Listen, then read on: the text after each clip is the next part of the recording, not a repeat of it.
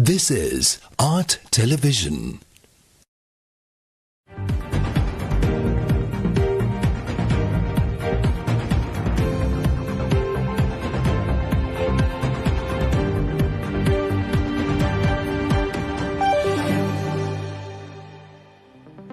Hello there, you're watching Art Television. This is State of Business. I'm Pamutha Katagampala. You know, top stories. Government clamps down on unnecessary spending. Apparel sector exploits all opportunities in bid to remain competitive. Welcome back, you're watching State of Business. Now let's have a detailed look at these stories. Now, the Cabinet of Ministers at its meeting on Monday approved issuing directives to the legal draftsman to prepare a bill to amend the Employees Trust Fund Act. President Ranil Wickremesinghe proposed to set up a health insurance fund for private sector employees similar to that of the Agrahar insurance scheme, from which a large number of state employees have benefited. The necessary provisions will be made by amending the EFT Act number 46 of 1980 to implement the aforementioned budget proposal. The proposal to this effect, tabled by President Wickremesinghe in his capacity as the Finance, Economic Stabilisation and National Policies Minister, was approved by the Cabinet of Ministers. It's also been decided to shut down 55 project offices whilst suspending 32 operations of other management units of large-scale development projects in order to cut down on costs. The majority of the Cabinet of Ministers were of the view that efforts are being taken to run 46 remaining project offices effectively and efficiently, hence the unit should be allowed to operate.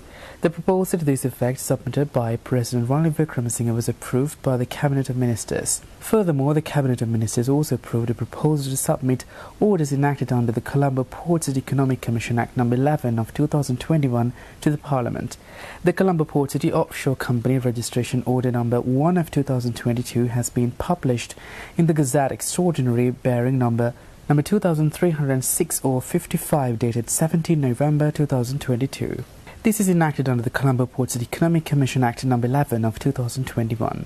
The proposal to this effect, submitted by the President in his capacity as the Investment Promotion Minister, was approved by the Cabinet of Ministers. The Cabinet of Ministers at its meeting on Monday has approved the appointment of 10 committees to ensure a zero-based budgeting method. This calls for all expenses of 10 ministries must be justified. The 10 committees will be chaired by either a Deputy Treasury Secretary or a senior officer of the Treasury, whilst committee members include officers to rationalise state expenditure. Spokesperson for the Cabinet of Ministers, Bandu Gunawardene, maintains that the aim of this measure is the rationalising of state expenditure. The several ministries will be subjected to a systematic review as a higher portion of allocations is made for these ministries through the annual budget estimations. These ministries include the Ministries of Transport and Highways, Public Administration, Home Affairs, Provincial Councils and Local Government, Education, Health, Agriculture, Plantation Industries, Defence, Public Security, Irrigation and Urban Development and Housing. Cabinet spokesperson Gunawardene holds that through a zero budgeting methodology, double counting of programs, expenditure wastage, low priority activities and efficient and productive methodologies of utilizing the allocation of existing provisions will be recognized. In addition, the Cabinet of Ministers also approved preparing a draft of a Finance Special Provisions Bill. This will supervise the statutory funds systematically maintained by ministries, departments and other state institutions and to implement a program for the purpose. Separately, the Cabinet of Ministers has also approved directing the Secretary to the General Treasury to take necessary measures to release funds only for essential recurrent expenditure. This essential recurrent expenditure are those that are crucial for maintaining public services till the situation becomes favourable.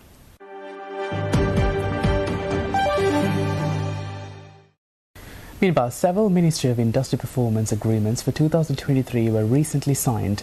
This took place under the chairmanship of the Minister of Industries, Dr. Ramesh Patirana. State Minister for Small and Medium Enterprise Development Prasanna Ranavira, Secretary of the Ministry of Industry Thilaka Jayasundara and all the statutory bodies, government corporations and departmental grantees of the ministry participated in the event. In this occasion, Parandan Chemical Company signed the agreement first, and after that other organizations also signed their official agreements. This is the first time in Sri Lanka that these performance agreements will be signed, and the supervision will be done through the intervention of the President's Secretary. Monthly performance agreements are monitored by the Ministry as well as quarterly under the leadership of the Minister, with the participation of the State Ministers and the Ministry Secretary. The performance agreements will be further evaluated every 6 months with the participation of the Secretary to the President. Commenting on this, the Minister of Industry stated that 2023 is more challenging economically, and he appreciates the officials of the Ministry for performing their duties by managing within the existing financial situation. Also, the Minister stated that he expects officials to achieve performance goals in accordance with the existing situation and in line with these performance agreements. The Minister also stated that he expects everyone's support to increase the institution's efficiency in the next 3 months and contribute to financial stability and develop the economy.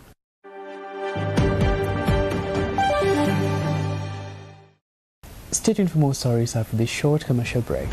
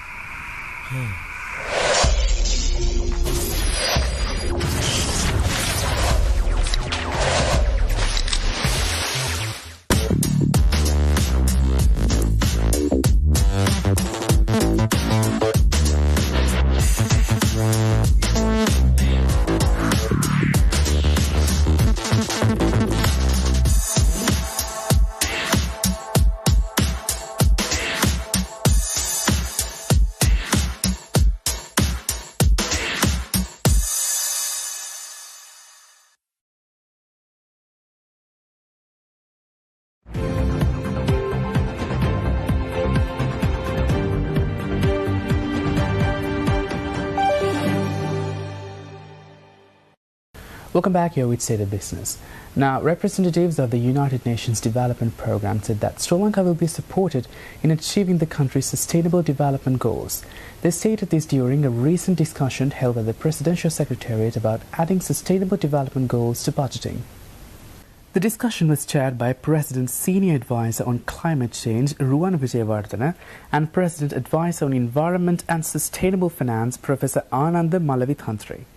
United Nations Development Programme was represented by its resident representative Azusa Kubota, budget consultant advisor Asif Shah, integration specialist Dulani Sirisena, and Afra Muhammad, policy research and engagement assistant. The rationale for integrating sustainable development goals into public financial management systems was discussed at length, and the main benefits of development goals are budgeting were also discussed. Attention was also paid to providing an effective basis for budget decisions with improved data to reduce fiscal space and fiscal gaps, assist government and donor negotiations. This is to be achieved introducing efficient mechanisms to protect social sector spending, identify funding gaps, and under resource priorities to support effective targeting of resources. Further promoting policy coherence and assisting in getting more value for money from public investments and raising public awareness of government actions by ensuring transparency in public financial allocations were highlighted. Benefits such as providing a proper system for resource mobilization and identifying priorities in the annual budget through sustainable development goals, climate and gender-based budget targets were also discussed at length. In addition, practical problems arising within that process and how to prevent those problems were also extensively examined during this discussion.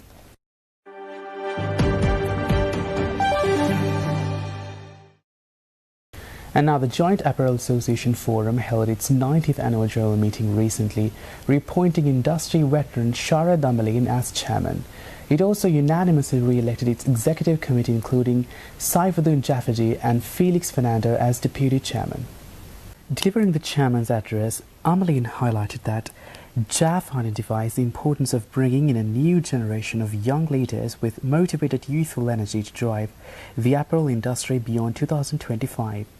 He stressed that whilst the past year has not been easy, the credibility JAF has sustained over the years has undeniably aided the industry to work closely with the government, relevant authorities and regulatory bodies. This has been a key driver in the ease of doing business in an unprecedented socio-economic fabric, a competitive edge in a challenging business climate. He concluded his address with the reminder to adopt a positive outlook for 2023 as the IMF assistance is on the horizon. Past chairman of the Sri Lanka Apparel Exporters Association, Arun Hirdaramani, stressed that 2023 will be a challenging year with inventory pileups and an increase in costs and inputs prices. Highlighting vital policy priorities crucial for the industry to optimize potential in 2023 and beyond, JAF Secretary General Johan Lawrence pointed out that 2022 has been a year of mixed fortunes for apparel exports, starting off with a promise but seeing declining growth in the last months of 2022. He quantified Bangladesh's $45 billion export industry growing by a massive 28% as against Sri Lanka's year-on-year of 10%. He noted that with Bangladesh classified as a least developed country, it has unrestricted access to the EU and the UK, while Sri Lanka's GSP Plus and DCTS program dictate rules of region, allowing only 50% of exports qualifying for duty-free access to those countries. Meanwhile, JAF Secretary General Johan Lawrence clarified that continuous representations to authorities for relaxation on the rules of origin for both the EU's GSP Plus and the UK's DCTS. This is based on the reasoning that Sri Lanka should be considered amongst the least developed countries given the unprecedented economic crisis. He further explained that India's duty-free access for Sri Lanka's apparel allows only 8 million pieces, and that too unfairly counting a pair of socks or gloves as 2 pieces under the quota. While thanking the Department of Commerce for its efforts to ship out the full quota to India, Lawrence highlighted that JAF intends to work towards having the quota used at the highest FOB values in 2023. Fabric and Apparel Accessory Manufacturers Association Chairman Pubudu De Silva thanked JAF for its efforts in sustaining operations during trying times, stressing that the challenges ahead are not unique to Sri Lanka. Sri Lanka Apparel Sourcing Association Vice Chairman Azmina Karim commended the industry for its resilience in the face of adversity, highlighting that global retail and consumer priorities are rapidly changing due to declining disposable income. Sri Lanka Chamber of Garment Exporters Assistant Treasury Menuka Gunawardana expressed appreciation to JAF for sustaining the industry given the hardships faced by SMEs through the pandemic and economic crisis. Free Trade Zone Manufacturers Association Chairman Jatinder Biala appreciated JAF's role in providing leadership for the industry. He also urged authorities to reassess the Social Security levy and the increase in corporate taxation and electricity tariffs, which significantly impact the industry's competitive edge.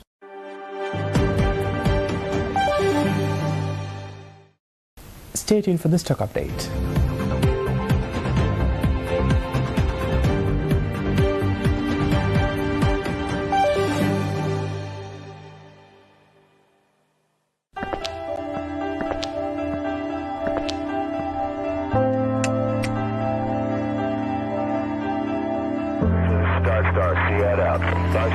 IWS Aviation.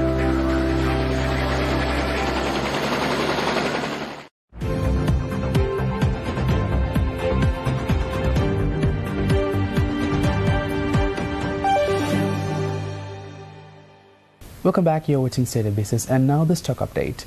Trading at Colombo Stock Exchange ended on negative notes today. The OSHA price index dropped 25.08 points to close at 8,962.37, and the S&P 20 dropped 15.08 points to close at 2,767.48.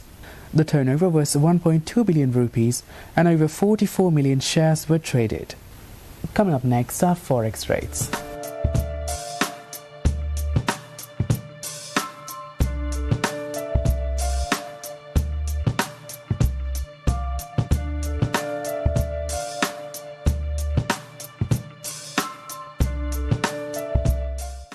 And with that, we wind up for today. For this and more, subscribe to our channel on YouTube and follow us on Facebook. Thanks for watching. Bye-bye.